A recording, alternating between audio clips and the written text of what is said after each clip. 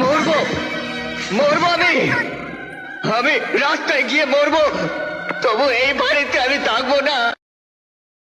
300, 400, 500. আল্লাহ, আমার তো গাইড না ভয় পাই, আমার এখন ভালো লাগে না, আমি গোনা পাঠিয়ে দেবো। দেশি পাকা টমেটো আর সিক্রেট রেসিপি কম্বিনেশনে তৈরি প্রাণ সস। প্রাণ সস, সসের বস।